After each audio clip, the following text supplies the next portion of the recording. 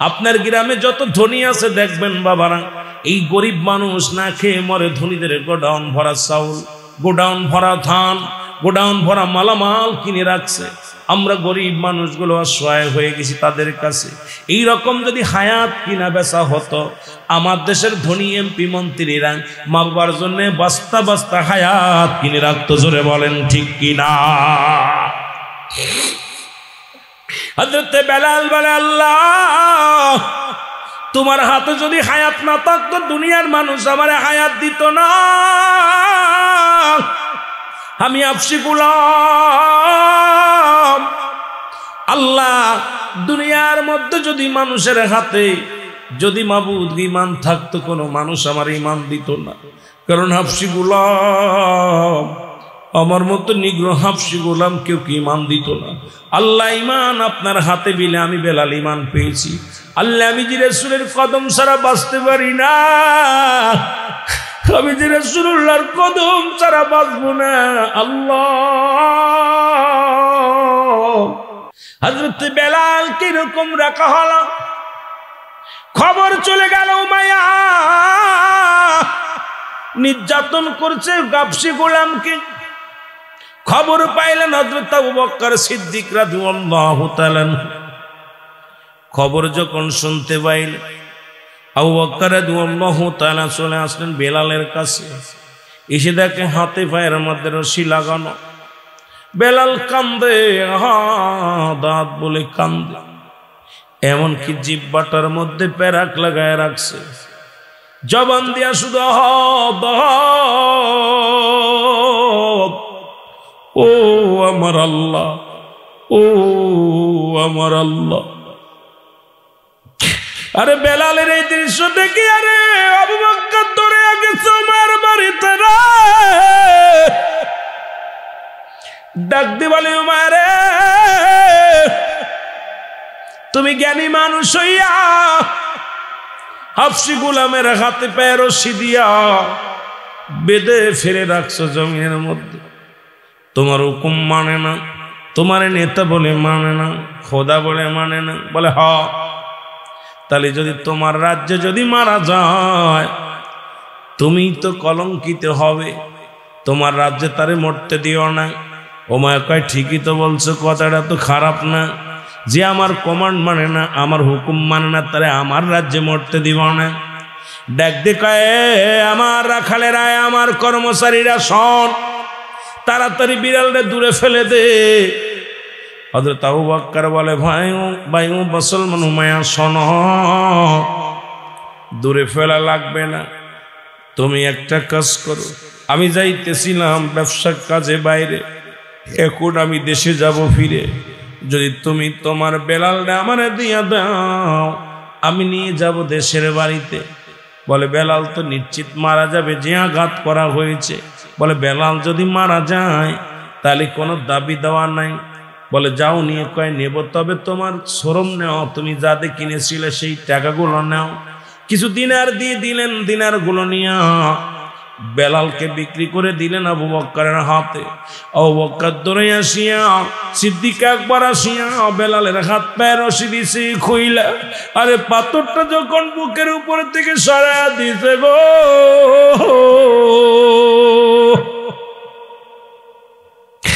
বেলাল একটা আওয়াজ দিলে, একটু জোরে শ্বাস নিঃশ্বাস নিয়ে বলে, লা ইলাহা ইল্লাল্লাহু মুহাম্মাদুর রাসূলুল্লাহ। জোরে জোরে চিল্লা বলা যাবে না সাল্লাল্লাহু। বেলালকে বুকের মধ্যে নিয়া সিদ্দিক আকবর দেখে বেলালের ক্ষত বিক্ষত দেহখানা। আল্লাহর নবীর আশিক আবু বকর কান্দার বলে, বেলাল রে তুমি কি নবীর দেখছো নি?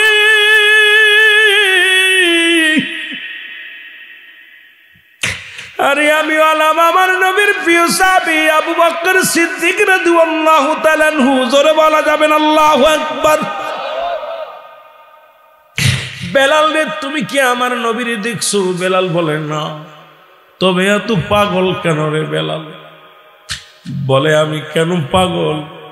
সারা পৃথিবী যিনি বানাইছে তার জন্য আমি পাগল, আর ওই যিনি বানাইলেন তারে পাওয়ার ঠিকানা হলো নূরের নবী রাহমাতুল লিল আলামিন। জোরে জোরে চিল্লায়া বলা যাবে না সুবহানাল্লাহ। বেলালকে কষ্ট করে নিয়ে গেলেন গাড়ি করে, রাসূলুল্লাহর দরবারে নিয়ে গেলেন। নবীজির দরবারে নিয়ে যায় বেলালকে খাড়া করলেন। নবীজি কামরার ভিতর থেকে বাইরে আসলেন। আমার নবীরে যায় বলে, আবু বকর সিদ্দিক রাদিয়াল্লাহু তাআলা আনহু যায় বলে, নবী গো, এমন একজন আশিক আপনার কদমের মধ্যে আছে, যিনি আপনাকে পাওয়ার জন্য খানা ছেড়ে দিছে, জীবনের মায়া ছেড়ে দিছে। এমন একজন আশিককে আমি আপনার কদমের মধ্যে হাজির করেছি। নবী বলে, নিয়ে আসো আমার কদমের মধ্যে। ওরে রাসূলের কাছে যখন গেছে, বেলাল দেয় নবীর কদমের মধ্যে পড়ে গেছে।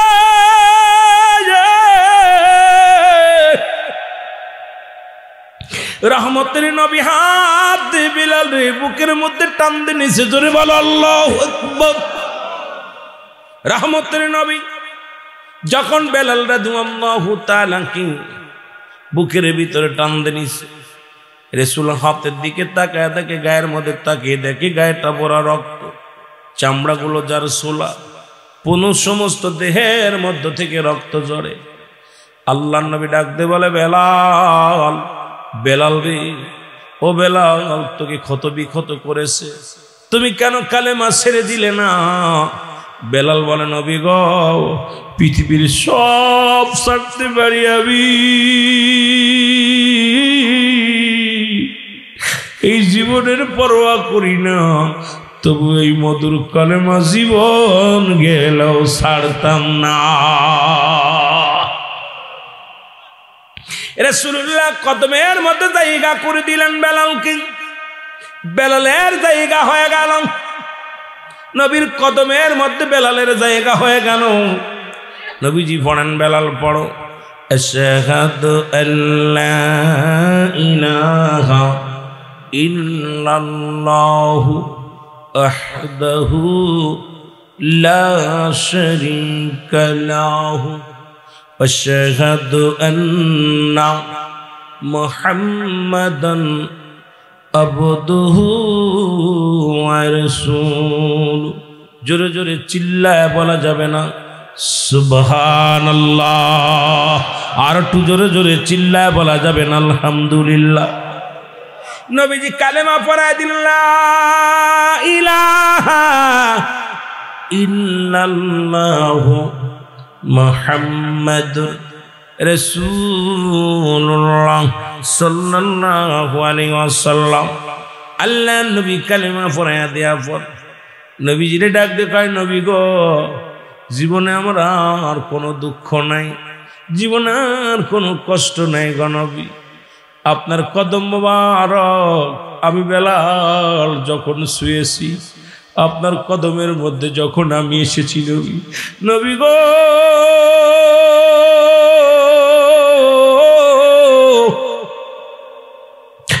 আমি বেলালের জীবনের সব আঘাত আমি ভুলে গেছি। নবী বলে, বেলাল, আজ থেকে আমি নবী আমার কদমের মধ্যে তুলে জায়গা করে দিলাম। জোরে জোরে চিল্লায় বলা যাবে না সুবহানাল্লাহ? নবীজি কি জায়গা করে দিলেন? নবীজি জায়গা করে দিলেন বেলালের। নবীজির কদমে থেকে বেলাল সুস্থ হয়ে গেল। নবীজি বলে, বেলাল রে, আমার কাছে থাকবি, সদা সর্বদাই থাকবি। একটা কথা আমার মনে পড়ে গেল, আমার দেশে এক বক্তা নাকি দেখলাম কদিন আগে শুরু করেছে, আমি নাম বলতে চাই না, গীবাত করতে চাই না, কয় রাসূল পাক সাল্লাল্লাহু আলাইহি ওয়াসাল্লাম এক নামাজ ব্যতীত কোনো সময় ওযু করতো না। আরে বুকার দলেরা শোন, আল্লাহ রাব্বুল আলামিন যখন আমার রব্বুল আলামিন আমার নবীর দিদার দিলেন, ওই জান্নাতের মধ্যে যখন গেলেন, নবীজি দেখতে গেলেন, আরশ মহল্লায় গেলেন, আমি আমার নবীজি দেখতে পেলেন বেলাল রে। বেলালের পায়ের শব্দ শুনে তাকায় দেখে বেলাল, বেলালকে দেখলেন। এই ফিরে এসে যখন নবীজি জিগাইলেন, বেলাল তুমি দুনিয়ার মধ্যে এমন কি আমল করো বলো? বলো, হুজুর আমি এমন কোনো আমল করি না, একটা আমল করি যখন আমার অজু ভেঙে যায় সঙ্গে সঙ্গে আমি সঙ্গে সঙ্গে অজু করে নিয়ে আমি কখনো অপবিত্র থাকি না। আরে নবীর সাহাবীরা যদি অপবিত্র না থাকে, আর ওই বুকা সইতে মার্কা মৌলবী বলল যে নবী নাকি বাথরুমে এসে সাথে হাত পা ধুয়ে খাওয়া শুরু করেছে, অজু করে নাই। আরে এমন পড়া কপাল্লা বক্তা বাংলার জমিনে যদি হয়, গোটা জাতির ঈমান শেষ হয়ে যাবে। জোরে বলেন ঠিক কিনা? এ ভাইরা আমার, বন্ধুরা আমার, দিলের কান্ডা লাগা শোনো। যে কথাগুলো বলি, হযরতে বেলালের জায়গা হয়ে গেল। হঠাৎ করে একদিন হুতবা, সাইবা, আবু জেহেল, আবু সুফিয়ান নবীর কদমের মধ্যে আসলেন। নবীজি দাওয়াত দিলেন, দাওয়াত পেয়ে এই সমস্ত নেতারা আসলেন। নেতারা এসে দেখে রাসূলুল্লাহর পাশে হযরতে বেলাল বসে আছে। সুবহানাল্লাহ। কার পাশে? নবীজির পাশে বেলাল বসে আছে। হুতবা, সাইবা, আবু জেহেল, আবু সুফিয়ান ডাক দিয়ে বলে, মুহাম্মদ সাল্লাল্লাহু আলাইহি ওয়াসাল্লাম, মন তো চায় আপনার কাছে আসতে, মন তো চায় আপনার কালেমা শুনতে, মন তো চায় কালেমা পড়তে, কিন্তু যার কদমে বেলালের মতো হাফসি গোলাম, ওই বেলালের মতো হাফসি গোলাম যার কদমের মধ্যে জায়গা, এই জায়গার মধ্যে যদি আমরা আসি তাহলে আমাদের মর্যাদা কই যায়? কত বড় অহংকার বাবা, কত বড় অহংকার, কত বড় অহমিকা। বলে হুজুর, মন তো চায় আপনার কদমে আসতে, কারণ যে কদমের মধ্যে বেলালের মতো হাফসি গোলাম থাকে, এই কদমে আমাদের ইজ্জত চলে যা, আসতে পারি না। আমার নবী ডাক দে কয়, বেলাল রে আয়, বেলাল এদিকে আয়। বেলাল নবীর কাছে গেলেন, বলে, বেলাল রে আগামীকাল একটা দিন আসবি না? আগামীকাল হুতবা, সাইবা, আবু জেহেল, আবু সুফিয়ান আসবে, ওরা কালেমা পড়ে নিবে। কালেমা পড়ে গেলে নিলে কতই না উত্তম হবে ইসলামের জন্য। বেলাল বলে, নবী গো, আমি আপনার কদম ছাড়া একটা মিনিট আমি বাঁচতে পারবো না। আল্লাহ নবী ডাক দিয়ে বলে, বেলাল, বেলাল রে, শুধু একটা দিন আসবি না? আরবের বড় বড় নেতারা যদি কালেমা পড়ে নাই, ইসলামের জন্য কতই না মঙ্গল হবে। জোরে জোরে চিল্লায় বলেন সুবহানাল্লাহ। বেলাল ডাক দিয়ে বলে, নবী গো, আমাকে আপনি একটা মিনিট সরতে বলবেন না? পৃথিবীর সব ছেড়ে দিতে পারি, আপনার কদম মুবারক ছাড়লে আমি বাঁচবো না গো নবী। ও মায়ের যতগুলো আঘাত আমার কলিজার মধ্যে দিয়েছিল নবী গো, উমায়ার ওই বাচ্চা বুকের বাড়ি, উমায়ার ওই নির্যাতন নবী গো, আপনার কদমের মধ্যে সে সব আমি ভুলে গেছি নবী গো। আমি আপনার কদম ছাড়া একটা মিনিট থাকতে পারবো না। আমার নবী বলে, শুধু একটা দিন, আগামী দিন তো আসবি না, পরের দিন তো আবার আসবি। বেলাল কানতে কানতে বাইর হয়ে যায়, ডাক দিয়ে বলে, রব্বে কারিম, মানুষের হাতে যদি হায়াত থাকতো, দুনিয়ার মানুষগুলো আমার হায়াত দিত না, কারণ ধনীরা হায়াত গুলো কিনে কিনে বাস্তা ভরে রাখ। আমি বেলাল কোথায় যাই, কি করি, কি করবো, আমি কিছু বুঝি না। তুমি বলে দাও, আমি বেলাল তো সহ্য করতে পারি না, কারণ দুনিয়ার সব কিছু ছাড়তে পারি, রাসূলুল্লাহর কদম মোবারক আমি ছাড়তে পারবো না। জোরে জোরে চিল্লায় বলা যাবে না সুবহানাল্লাহ। আমার আল্লাহ রাব্বুল আলামিন ডাক দে বলে, জিবরিল তোরে যা, আমার হুতবা লাগবো না, সাইবা লাগবো না, আমার আবু জেহেল লাগবো না, আবু সুফিয়ান লাগবো না, আমার বেলালের চোখের পানি আমি রব্বি কারিমের কাছে অনেক দামি। নারায়ে তাকবীর, নারায়ে রিসালাত। জনাব আল্লামা রুহুল আমিন সিদ্দিকী সাহেব আজকের মাহফিল। আমার ভাইরা, আমার বন্ধুরা, আমার নবীর কাছে জিবরিল আমিন এসে বলে, নবী গো, ও মায়ার নবী, একটু বেলালের দিকে লক্ষ্য করেন। নবী কয়, জিবরিল কি বলতে চাও বলে? হুজুর, বেলাল একটু দেরি যদি করেন, বেলাল হার্ট ফেল করে মারা যাবে, কারণ আপনি বিহনে বেলাল বড় এতিম। নবী গো, আমার নবী বললেন, কি বলতে চাও জিবরিল? বলে রব্বি কারীম বলেছে আর তার আল্লাহর হজবা লাগবো না, সাইবা লাগবো না, আবু সুফিয়ান আবু জেহলরে লাগবো না, বেলালের চোখের পানি রব্বে কারীম সহ্য করতে পারি না। আমার হাবিব চলো বেলালকে ডাক দিয়ে নিয়ে আসে। নবী দৌড়ে চলে গেলেন বেলালের কাছে। নবী ডাক দিয়ে বলে, বেলাল, ও বেলাল। বেলালের কানে যখন রাসূলুল্লাহর ডাকটা যায় শুনলেন, বেলাল আর হাউমাউ করে কেঁদে দিলেন। যদি সন্তান যখন আপনি মারবেন, সন্তানকে যখন গালাগালি করবেন, রাগ করবেন, আবার পরবর্তী সময় সন্তানকে ডাক দিবেন, দেখবেন সন্তানের অভিমান বেড়ে যায়, সন্তানের মান অভিমান বেড়ে যায়, জোরে জোরে ফুফায় ফুফায় কান্না শুরু করে। বেলালও হাউমাউ করে কান্দে। নবী কয়, বেলাল রে আয় আয়, আর কান্দিস না, আমার কাছে আয়। বলে, নবী গো, পৃথিবীর মধ্যে যদি হায়াত মানুষের হাতে থাকতো, আমি বেলাল রে কেউ হায়াত দিত না। পৃথিবীর মধ্যে মানুষের হাতে যদি ইমান থাকতো, কেউ আমার ইমান দিত না। নবী, আমি গরিব, আমি হাবশি গোলাম, আমার মতো গোলাম রে আমার রব্বে কারীম হায়াত মুখ সব দিয়েছে। আমার নবী ডাক দিয়ে কয়, বেলাল আয়, বেলাল আয় রে আয়। আমি নবী ওয়াদা করলাম, কথা দিলাম রে বেলাল, যতদিন পর্যন্ত তোর মন চায় আমি নবীর কদমের মধ্যে থাকবি, একটা মিনিট আর কোথাও যা লাগবে না। জোরে বলা যাবে না সুবহানাল্লাহ? আর একটু জোরে বলেন আল্লাহু আকবার। আমার রব্বে কারীমের কাছে চোখের পানির বড় দাম, নবীর আশিকদের বড় দাম। এখানে আপনারা বুঝতে পারবেন না, এত আশিক হওয়া বড় কঠিন। এই নবীর আশিকদের বড় দাম আল্লাহর দরবারে। আমার আল্লাহ রাব্বুল আলামিন নবীকে ভালোবাসলে অত্যন্ত খুশি হয়।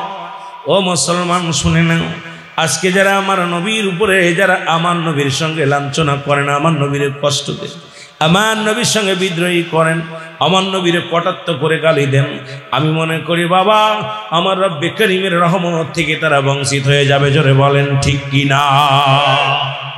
এ ভাইরা আমার, রাসূলুল্লাহর কদমের মধ্যে জায়গা হয়ে গেল। সপ্তাহ চলে যায়, মাস চলে যায়। হঠাৎ একদিন বেলাল সকাল বেলা বলে, ইয়া রাসূলুল্লাহ, ইয়া হাবিবাল্লাহ, নবী গো,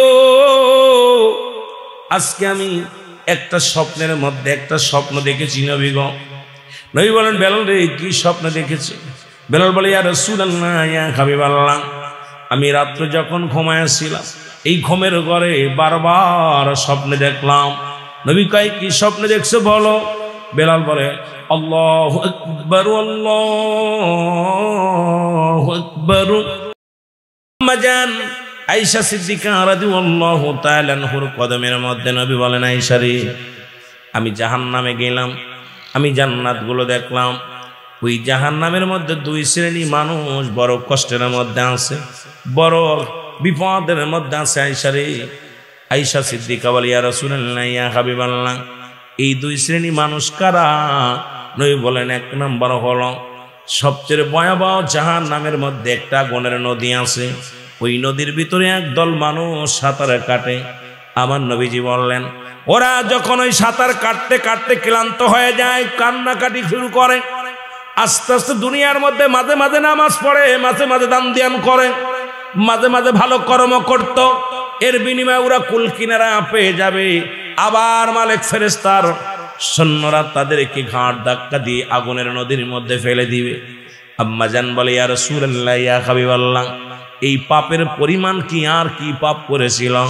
আমার নবী বলে, আয়েশা রে, এই দুনিয়ার মধ্যে যারা সুদখোর আর ঘুষখোর, এই দুনিয়ার মধ্যে যারা সুদ খায়, যারা ঘুষ খায়, আল্লাহু আকবার বলে, কষ্ট পাচ্ছেন নি? এই দুনিয়ার মধ্যে ঘুষখোরের জায়গা হবে আগুনের নদী, সুদখোরের জায়গা হবে আগুনের নদী। এই সুদখোর এখন বাংলাদেশে প্রতিটা ঘরের মধ্যে ঢুকে গেছে, প্রতিটা বাড়ির মধ্যে ঢুকে গেছে। ও মুসলমান, শুনে নাও, এখন সুদখোর আর ঘুষখোর বাদ দিলে তো আমাদের সমাজে মানুষ পা বড় অপরাধ, কারণ পা যায় না, এদের পা বড় দুরস্কার হয়ে গেছে রে মুসলমান। এই জন্য আমি আপনাদেরকে বলি, যারা এই দুনিয়ার মধ্যে সুদ খায় আর ঘুষ খায়, এই দুই শ্রেণী মানুষের স্থান হবে আগুনের নদী। এ মুসলমান, এখন মুসলমান শুনে নাও, নবীজি বলেন আর এক দল হলো মানুষ দুনিয়ার মধ্যে নামাজও পড়তো, রোজাও রাখতো, যাকাত দিত, কোরবানি করছে, হজ করেছে, কিন্তু কিয়ামতের ময়দানে তারা আমল শূন্য হয়ে উঠবে। আব্বাজান বলে ইয়া রাসূলুল্লাহ, ইয়া হাবিবাল্লাহ, তারা কারা? নবী বললেন শোনো আয়েশা, ওই সমস্ত মানুষগুলো দুনিয়ার মধ্যে পর নিন্দা করত, চগলখুরি করত। এখন বাংলাদেশের মধ্যে মুসলমান পুরুষের চাইতে বেশি চগলখুরি হলো মেয়েরা। কারণ এই মেয়ের দলেরা এক জায়গায় একজন এক জায়গা হলেই দেখবেন শুধু পর নিন্দায় ব্যস্ত হয়ে থাকে। রাসূল বলছে সবচেয়ে ভয়ঙ্কর অবস্থান হলো ওই মানুষটা দুনিয়ার মধ্যে সুন্দর ইবাদত করেছে, সুন্দর বন্দেগী করেছে, তারপরেও তাদের আমল শূন্য করে আল্লাহ রাব্বুল আলামিন জাহান্নামে তাদের ছুঁড়ে মারবে। জোরে বলা যাবে না আল্লাহু আকবার। অ্যারিস্টটল, সক্রেটিস বই লেখা বলেন ওদাই সেল, নিজেকে নিজে চিনতে হবে, মানে রাফান নফস, নিজের নফসকে চিনতে হবে, কলবু সালিম, আত্মাকে প্রসিদ্ধ করতে হবে। আর এখনকার যুগের মানুষ শুধু অন্যকে নিয়ে ব্যস্ত, নিজেকে নয়। ও দরদি বন্ধু শুনে নাও, এই দুনিয়ার মধ্যে সবচেয়ে উত্তম ব্যক্তি উনি, যিনি নিজের সমালোচনাগুলো করতে পারে, নিজেকে অপরাধী ভাবতে পারে। এই দুনিয়ার মধ্যেও বড় কামিয়াব হবে ওই ব্যক্তি।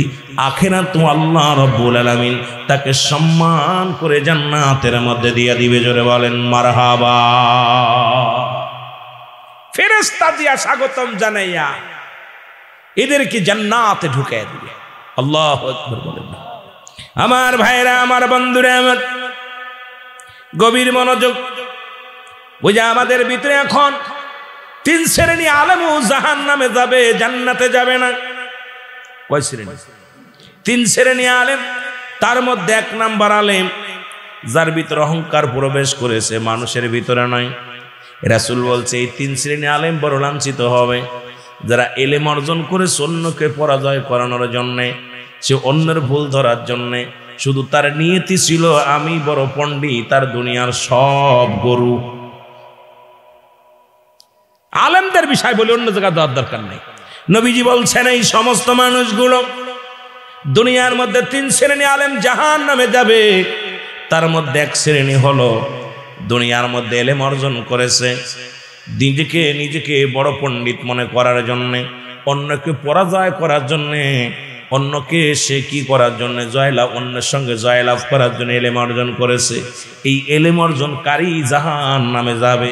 দুই নাম্বার হলো যে এলেম অর্জন করেছে দুনিয়ার মধ্যে যশখ্যাতি নাম বাড়ানোর জন্যে, যে আমি রুহুল আমিন ছাড়ার কোনো বক্তা নাই, আমার মতো বড় পণ্ডিত আর দুনিয়ায় নাই, এই নাম কিনার জন্য দুনিয়ার মধ্যে এলেম অর্জন করেছে, কেউ যাবে জাহান্নামে।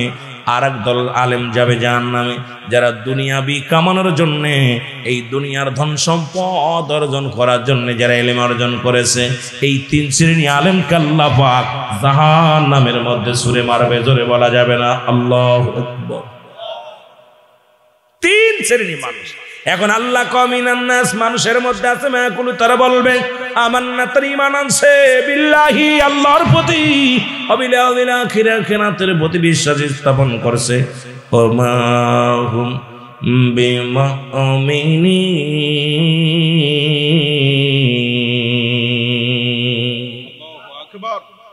কি মজার! মুনাফিক তো মানুষের মধ্যে আছে। এই মুনাফিক গুলো ধরাতে যে কোথাও যা লাগবে না, কোরআন খুললেই মুনাফিক গুলো চেনা যাবে। আমার ভাইয়েরা, আমার বন্ধুরা, আমার তৎকালীন জামানার মধ্যে একদল মুনাফিক ছিল, যে রাসূলকে ধোঁকা দেওয়ার জন্য গেছে, নবীর সঙ্গে ধোঁকা দিয়েছি। আদম শফিউল্লাহ থেকে আখিরে নবী রাহমাতুল লিল আলামিন, যিনি সমস্ত নবীদের নবী, যিনি সমস্ত মাখলুকাতের নবী, যিনি কুল কায়নাতের নবী, যিনি নবীদের নবী, সেই নবীর সঙ্গে ধোঁকা দেওয়ার জন্য কিছু মুনাফিকেরা জড়িত হতো। নবীর সঙ্গে তারা ধোঁকা দেওয়ার চিন্তা ভাবনা নিত। আল্লাহ কয় না হাবিব, না না, ওরা মুমিন মুত্তাকিন বলে দাবি করবে।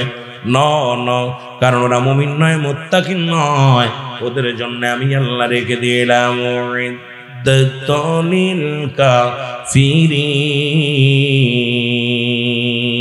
ওই কাফের বেঈমান মুনাফিকদের জন্য প্রস্তুতি রাখলাম 7টা জাহান্নাম। কয়টা জাহান্নাম? কথা বলেন না। লা ইলাহা নাই কোন ইলাহা ইল্লাল্লাহু এক আল্লাহ ছাড়া, মুহাম্মাদুর রাসূলুল্লাহ সাল্লাল্লাহু আলাইহি ওয়াসাল্লাম। জোরে বলেন মারহাবা। যেহেতু আমাকে একটা বিষয় দিয়েছে হুজুর বেলাল রাদিয়াল্লাহু তাআলা জীবনী, যাইতে চেয়েছিলাম আমি অন্যদিকে একটু আলোচনায়, যেহেতু সাবজেক্ট দিয়ে গেছে আবার বলছে হুজুর অহংকারীদের জন্য আলোচনা করবেন। কিঞ্চিত পরিমাণ যারা পরিমাণ হিংসা অহংকার যার মধ্যে আছে, আল্লাহ রাব্বুল আলামিন তাকে জান্নাতে দিবে না, জাহান্নামে যাবে। একটু ধীরে ধীরে আলোচনার মধ্যে যাই রে মুসলমান। বেলাল রাদিয়াল্লাহু তাআলা বাবার নাম হলো রাবা। এই রাবা ইবনে বেলাল, বেলাল রাদিয়াল্লাহু তাআলা ছোট্টবেলা থেকে আশিক রাসূল কেমন আশিক ছিল, তার জল্পনা কল্পনার মধ্যে নবীর প্রেম, জল্পনা কল্পনার মধ্যে আল্লাহর গোলামি। শুধু এই মুসলমান আসমান বানাইল কে, জমিন বানাইল কে? এই দুনিয়ার মধ্যে ও দরদি বন্ধু শুনে লাও গো,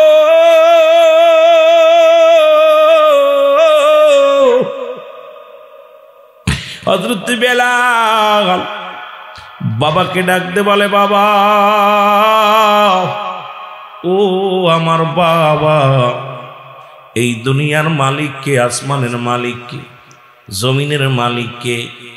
বাবা গো তুমি বলে দাও এগুলোর মালিক কে? বলে সবগুলোর মালিক হলো আমার নেতা। বলে তোমার নেতার মালিক কে? কয় তোমার নেতার মালিক নেতা। বলে বাবা গো আমার মালিক কে? কয় তোমার মালিক আমি।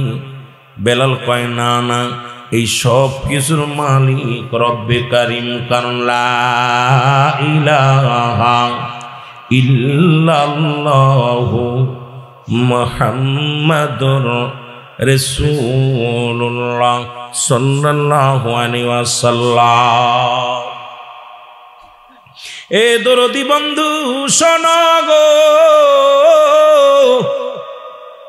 বেলাল রাদিয়াল্লাহু তাআলার বাবা, তখন তো বেলাল শুধু বেলাল, হাবশী গোলাম। এই হাবশী গোলাম কি করলেন? ও দুনিয়ার মানুষ শোনো, হাবশী গোলাম বাবাকে বললেন, বাবা গো এই আসমান কে বানাইছে? জমিন কে বানাইছে? সূর্য কে ডুবায়? সূর্য কে উদয় করে?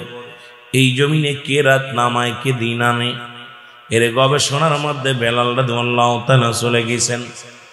তখন তৎকালীন জামানায় হযরত বেলালের বাবা একজন কৃষক ছিলেন, ভালো কৃষক। রাসূলুল্লাহর জামানার মধ্যে বিশাল একজন বড় কৃষক ছিলেন বেলাল। বেলালকে মুসলমানরা বানিয়ে বিক্রি করে দিলেন।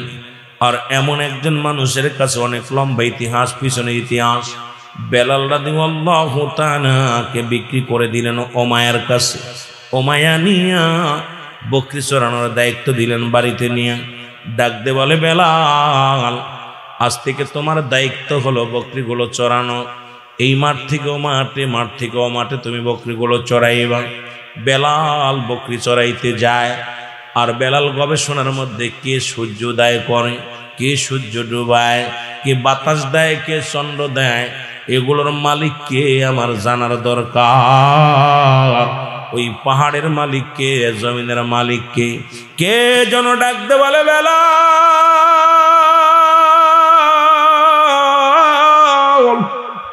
এগুলোর মালিক হলো রব্বে কারিম, লা ইলাহা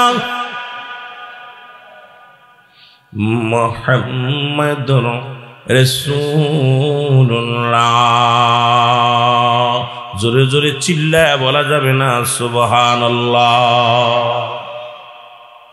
এ দুনিয়ার মানুষ শুনে না, রাবার কাছে খবর এসে গেল, মুসলমান শোনো। উমাইয়ার কাছে খবর চলে গেল, উমাইয়া তুমি এমন কি গোলাম আনছো যে গোলাম এক জায়গা বয়া থাকে, বকরিগুলো চারিদিকে ঘুরে ঘুরে খানা খায়, দেখি পাথরের মধ্যে চাটা দেয়, পেট ভরে যায়। আমরা সারা দিন ভরে বকরি চরণ করি, কিন্তু আমাদের বকরিগুলো ক্ষুধার্ত অবস্থায় থাকে। আর বেলালের বকরিগুলো এক জায়গা দাঁড়াইয়া পাথরের মধ্যে চাটা দেয়। বেলালের বকরিগুলো অনেক তাজা তাজা হয়েছে। এই বেলাল কি জোরে একটা মন্ত্র পড়ে, এই মন্ত্রটা শোনার জন্যে বেলালের বকরিগুলো উত পেতে থাকায় থাকে। জোরে জোরে চিল্লায় বলো মারহাবা। উমাইয়া খবর দিল বেলালকে, খবর দাও গো। বেলালকে খবর দেয়া হলো। বেলাল উমাইয়া ডাকতে বলে, বেলাল, ও বেলাল, আমি জানতে চাই তুমি নাকি কোন কবিতা পড়া শুরু করেছো, কি একটা কবিতা আবৃত্তি করো। বেলাল বলে, না, কোনো কবিতা আবৃত্তি করি না। বলে, বেলাল রে, আমি জানতে চাই সে কবিতাটা একটু বলো তুমি। বলো হুজুর। বেলাল বলে, হুজুর, এটা কোনো কবিতা নয়, এটা আমার আল্লাহর কালাম। কি জন্য আমার শোনায় দিয়ে গেছে আল্লাহ ছাড়া কোনো মাবুদ নাই, আর আল্লাহকে পার একমাত্র ঠিকানা হলো নবী মুহাম্মাদুর রাসূলুল্লাহ।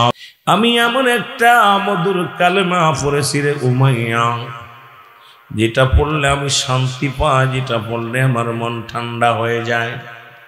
উমাইয়া কয়, বেলাল রে, আগে বলো তোমার মালিক কে? বলে, আমার মালিক আমার আল্লাহ। বেলাল রে, তোমারে খাওয়ায় কে? বলে, আমার আল্লাহ। বেলাল রে, তোমারে হায়াত দেশে কিটা? বলে, আল্লাহ। ও বেলাল, তোমার হায়াত মৌতের মালিক কে? বেলাল বলে, আমার আল্লাহ। এবার উমাইয়ারে ডাক দে, বলে, বেলাল। উমাইয়া বলে, বেলাল রে, সব কিছুর মালিক হইলাম আমি, তোমার হায়াত দাতা আমি, তোমার রিজিক দাতা আমি, তোমার অন্নদাতা আমি, সব কিছু হইলাম রে বেলাল আমি। বেলাল বলে, হুজুর, আপনার মালিক কে? আমার মালিক আমি নিজে। আপনারে খাওয়াই কে? বলে, আমি নিজেই খাই। আপনারে বাসাই কে? বলে, আমি নিজেই বাসি। আরে বেলাল ডাকতে বলে, উমাইয়া গো,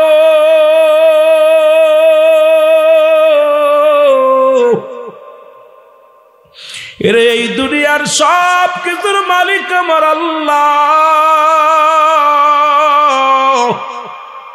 আল্লাহ বলেন, কুল হুয়াল্লাহু আহাদ আল্লাহুস সামাদ লাম ইয়ালিদ ওয়া লাম ইউলাদ ওয়া লাম ইয়াকুল লাহু কুফুয়ান আহাদ।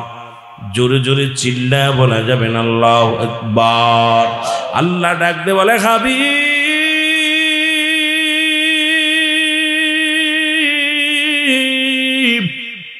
আপনি বলে দেন আমি আল্লাহ। আল্লাহ কয়জন? একটু জোরে বলা যাবে না কয়জন? আল্লাহ কয়, বান্দা আমি আল্লাহ এক। আমি কাউরে জন্ম দিই নাই, কারো থেকে জন্ম নিই নাই। বেলালও বুঝতে পারছে আল্লাহর কোনো আওলাদ নাই, আল্লাহর কোনো বংশ নাই, আল্লাহর কোনো আপনজন নাই। বেলাল ডাক দে কয়, না না না, আমার রব্বে কারিম তিনি একমাত্র আমার রব, হায়াতের মালিক, রিজিকের মালিক, দৌলতের মালিক, সব কিছুর মালিক হলো রব্বে কারিম। জোরে বলা যাবে না মারহাবা। এরে আল্লাহ কয়, বান্দা আমি আল্লাহ কাউরে জন্ম দিই নাই, কারো থেকে জন্ম নিই নাই। এই আসমান জমিনের মধ্যে আমার সমতুল্য সমকক্ষ কেউ নয়। সারা পৃথিবী আমার মুখাপেক্ষী, সারা কুল কায়নাত আমার মুখাপেক্ষী, আমি কারোর মুখাপেক্ষী নাই। সুতরাং আপনি আমি তো অন্যের মুখাপেক্ষী হয়ে গেছি, কিন্তু রব্বে কারিম কারোর মুখাপেক্ষী নয়। তিনি এক, দ্বিতীয় নাই। জোরে বলেন ঠিক কি না? আর একটু জোরে জোরে চিল্লায় বলা যাবে না আল্লাহু আকবার। এই দুনিয়ার মানুষ শুই না লগো,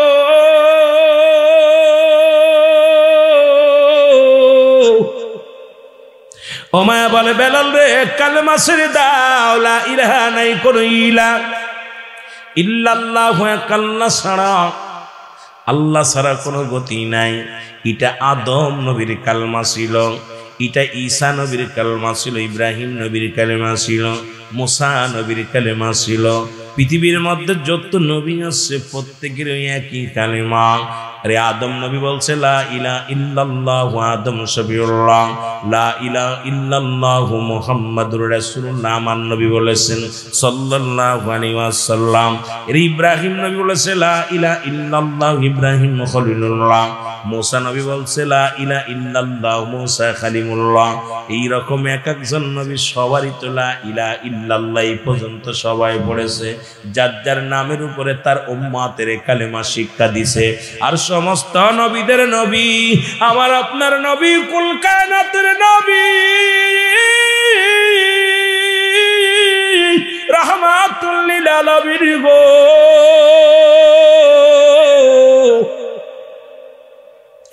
যিনি হলো নবীদের নবী, আসমান জমিনের নবী, যার কোনো তুলনা হয় না, যার কোনো প্রশংসা করে শেষ করা সম্ভব নয়। এই নবীর উম্মত হতে পেরে আমরা বড় ধন্য। জোরে বলেন ঠিক কি না? আর একটু জোরে জোরে চিল্লায় বলা যাবেন আল্লাহু আকবার। এই দুনিয়ার মুসলমান শোনে না, যে কথাগুলো আমি বলি দিলের কান্ডা লাগে শোনো। হযরত বেলালকে ডাক দে, বলে বেলাল,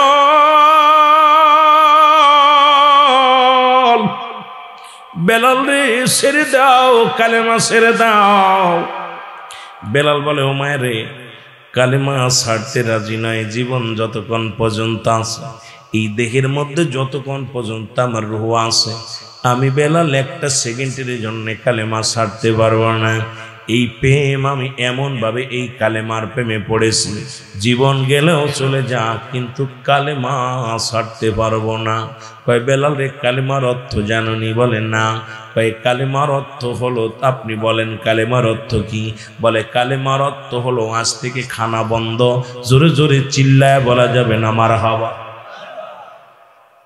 বেলাল ডাক দে কয় হুজুর মায়া শোনো শোনো গো, যদি কালেমার অর্থ খানা বন্ধ হয়, দিলাম খানা ছেড়ে, লাগবে না খানা। আমার ভাইরা, আমার বন্ধুরা, আমার বেলাল খানা বন্ধ করে দিছে। আরো জোরে জোরে স্পিড বেড়ে গেছি। বেলাল জিকির করে ইল্লাল্লাহ ও ইল্লাল্লাহ লা ইলাহা, জোরে বলেন ইল্লাল্লাহ লা ইলাহা। এত সুন্দর কালেমা পড়া শুরু করেছে। বেলাল কান্দে রে, সারাদিন অনাহারে থাকে। রাত্র যখন গভীর হয়ে যায়, বেলালের চোখগুলো বেয়ে বেয়ে পানি পড়ে, দাঁড়িয়েগুলো ভিজে যায়। ছোট্ট বেলাল শুধু কান্দার বলে রব্বি কারীম, আমার ভরসা কেবল তুমি আল্লাহ, তুমি হায়াত মৌতের মালিক গো আল্লাহ। ডাক দে বলে মালিক,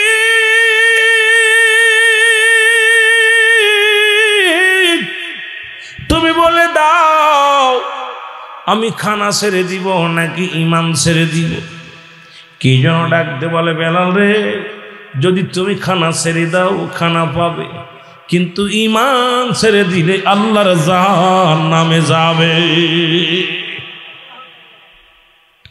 বেলাল কালেমা ছাড়ে না। খাবার কয়েকদিন পরে খবর আসলো উমাইয়া আবার ঘরের তলব করলেন। ডাকতে বলে বেলাল, তুমি কি কালেমা ছাড়ছনি? বলে না। বলে বেলাল রে, কালেমার অর্থ জানোনি রে বেলাল? বেলাল বলে আপনি তো বলছিলেন খানা বন্ধ, আজ কটা দিন হয়ে গেল খানা খাই না, আমি খানাও খাই না। কয় বেলাল রে, কালেমার অর্থ শুনে নাও। কালেমার অর্থ হলো অমুসলমান, শুনে নাও। খানা বন্ধ, নির্যাতন, তোমার গায়ের উপরে নির্যাতন চালানো হবে। এই নির্যাতন যদি তুমি সহ্য করতে পারো, তাহলে তুমি বুঝতে পারো কালেমা ধরার কি কষ্ট, কালেমাটা পড়ার কি কষ্ট। বেলাল কয় যত নির্যাতন আমারে কর মুমাইরে মারতে মারতে যদি দুনিয়া থেকে বিদায় করে দাও, মারতে মারতে যদি দুনিয়া থেকে বিদায় করে দাও কোনো দুঃখ নাই, তবু একটা সেকেন্ডের জন্য কালেমা ছাড়তাম না। লা ইলাহা লা ইলাহা লা ইলাহা ইল্লাল্লাহু সাল্লাল্লাহু আলাইহি ওয়াসাল্লাম। বেলাল অজরনারে কান্দে, বেলালকে প্রহার শুরু হয়ে গেল। বেলালের পেটে খাবার নাই, বেলাল অনাহারে আছে কয়েকটা দিন। বেলালকে এমন মারা শুরু করলো চাবুকের বাড়ি, বেলালের গায়ের মধ্যে দেয়। বেলাল কান্দে ডাক দে কয় রব্বে কারীম, হাজারো দুঃখ হাজারো কষ্ট আমি সহ্য করে নিব, শুধু তুমি আমার জবান থেকে কালেমা সরায়ও না। বেলালকে মারতে মারতে উত্তপ্ত বালুর উপরে ফেলে রাখলো। ঘোড়া তেজি ঘোড়ার পিছনে বান্ধে একে বেলালকে পুরো মরু প্রান্তরে ঘোরানো হলো। বেলাল তবুও কালেমা ছাড়ে নাই। বেলালের গা দিয়ে রক্ত ঝরে রে। বেলালের গায়ের গোশতগুলো কত কষ্টগুলো কষ্টের মধ্যে দাগ হয়ে যায়, কত রক্ত ঝরে গোশত গায়ের মধ্য দিয়ে। বেলাল শুধু কান্দে আর বলে আল্লাহ, হাজারো যদি কষ্ট হয় যেন কালেমা না ছাড়ি, যেন জবান থেকে কালেমা না চলে যায়। ও মায়া ডাক দি বলে রাখালিরা রে, বেলালের হাতে পায়ের মধ্যে রশি বান্ধা, যতক্ষণ পর্যন্ত বেলালের জবান থেকে কালেমা না যায়, যতক্ষণ পর্যন্ত বেলালের জবান থেকে কালেমা দূর না হয়, ওর বুকের উপরে একখানা পাথর চাপা দিয়ে রাখো। বেলালের হাতে পায়ের মধ্যে রশি বাঁধা হলো। হাতে পায়ের মধ্যে রশি বাঁধিয়া বুকের পরে একখানা পাথর রাখা হলো। বেলাল জমিনের মধ্যে শুধু কান্দে, আহাদ আহাদ আহাদ আহাদ, জোরে জোরে চিল্লায় বলা যাবে না। মদিনা যাইতে পারলাম না, মদিনা দেখতে পারলাম না, বলেন মদিনা যাইতে পারলাম না, মদিনা। আরো জোরে বলেন মদিনা যাইতে পারলাম না, মদিনা।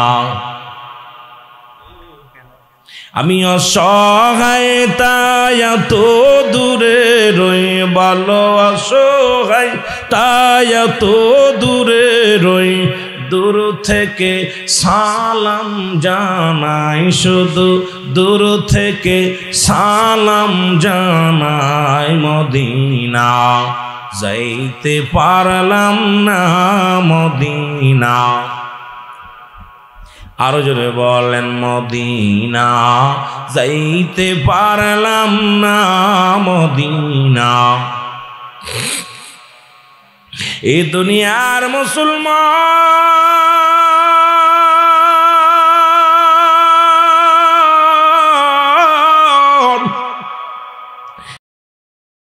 মদিনা মদিনা আশিক মুমিনের ঠিকানা, বলো না মদিনা। জোরে জোরে বলেন মদিনা মদিনা আশিক মুমিনের ঠিকানা, বলো না মদিনা। আয় খায় দিদার চেয়ে কাঁদো তোমরা, দিদার চেয়ে কাঁদো তোমরা, হও না নবীর দিওয়ানা, মদিনা মদিনা আশিক মুমিনের ঠিকানা, বলো না মদিনা মদিনা। সবাই জবানটা খোলেন, কেউ জবান বন্ধ রাখবেন না, এর একটা জবান বন্ধ রাখবেন না। বলো মদিনা মদিনা আশিক মুমিনের ঠিকানা, বলো না মদিনা। আশিক মুমিনের ঠিকানা। এর নবীর প্রিয় সাহাবী হযরত আবু বকর সিদ্দিকী, বলো নবীর প্রিয় সাহাবী হযরত আবু বকর সিদ্দিকী, ওরে ভালোবেসে শুইল পাশে, ভালোবেসে যায়া সে তাই দেখো না মদিনা মদিনা, আশিক মুমিনের ঠিকানা বলো না মদিনা। একটু জোরে জোরে বলা যাবে না? আশিক মুমিনের। জালালউদ্দিন সুয়ুতী ৭৫ বার দেখল নবীজি, বলো জালালউদ্দিন সুয়ুতী ৭৫ বার দেখল নবীজি, ওরে এতবার দেখিয়াও নবী, এতবার দেখিয়াও নবী, তৃষ্ণা তাহার মেটে না মদিনা। আশিক মুমিনের ঠিকানা বলো না মদিনা, আশিক মুমিনের ঠিকানা। আয় হায় দিদার চেয়ে কাঁদো তোমরা, দিদার চেয়ে কাঁদো তোমরা, হও না নবীর দেওয়ানা মদিনা মদিনা। আশিক মুমিনের ঠিকানা বলো না মদিনা, আশিক মুমিন। কালো হাবশি বেলালে ভালোবাসলো ওই নবীকে, ও বলো কালো হাবশি বেলালে ভালোবাসলো ওই নবীকে, ওরে ইসলামের প্রথম মুয়াজ্জিন বানাইলেন রব্বানা মদিনা মদিনা। আশিক মুমিনের ঠিকানা বলো না মদিনা। এ দুনিয়ার মুসলমান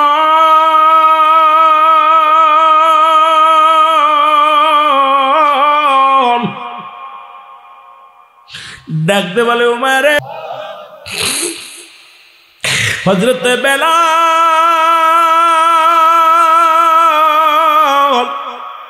চোখের পানিগুলো সেরে কান্দের বলে, কালে মার মালাটা পড়ছি আমি, যত পার যন্ত্রণা দাও গো তুমি, বলো যত পার।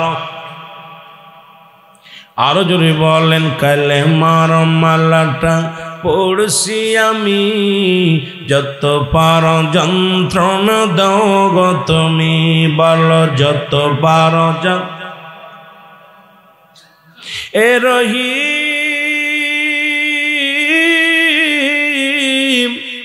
এ রহমান, আমার জীবনের মালিক তুমি, বলো আমার জীবনের মালিক। এই কালেমার মালাটা পড়ছি আমি, যত পার যন্ত্রণা দাও গো তুমি, বলো যত পার। সবাই আজ দিয়ে বলেন, যত পার যন্ত্রণা দাও গো তুমি, বলো যত পার।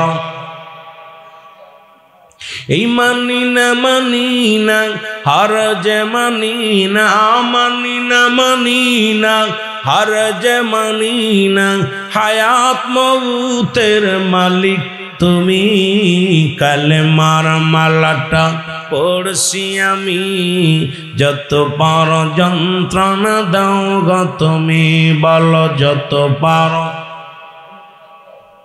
একটু জোরে জোরে বলা যাবে না? কালেমার মালাটা পড়ছি আমি, যত পার যন্ত্রণা দাও গো তুমি, বলো যত পার।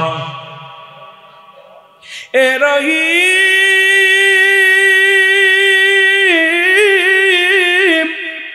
এ রহমান, হায়াত মউতের মালিক তুমি।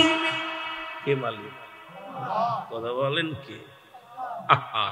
রে হায়াত মউতের মালিক তুমি, বলো কালেমার মালাটা পড়ছি আমি, যত পারো। আরো জোরে বলেন, যত পারো যন্ত্রণা দাও গো তুমি, বলো যত পারো এই মানি না হার যে মানি না হার যে মানি না, হায়াত মৌতের মালিক তুমি, কালেমার মালাটা যত পারো যন্ত্রণা দাও গো তুমি, বলো যত পারো। ওরে প্রেম করিয়া বুইল না জীবনে রাইখো মনে, জানে প্রেম করিয়া বুইল না জীবনে, তোমরা প্রেম করিয়া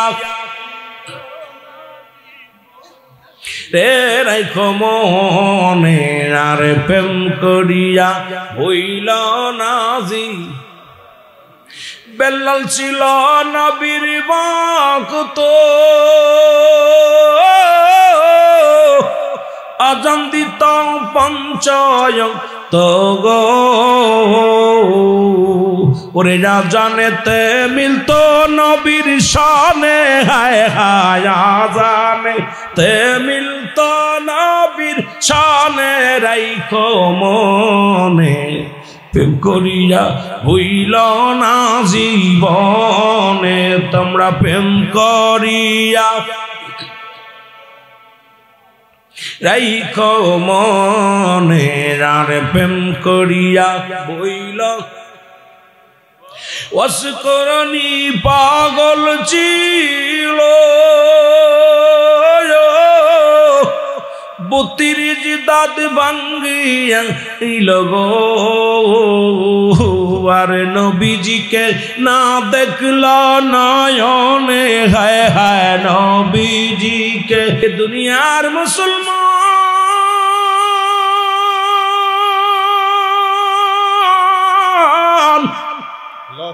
দিলের কান্ডা লাগা শোনো গো,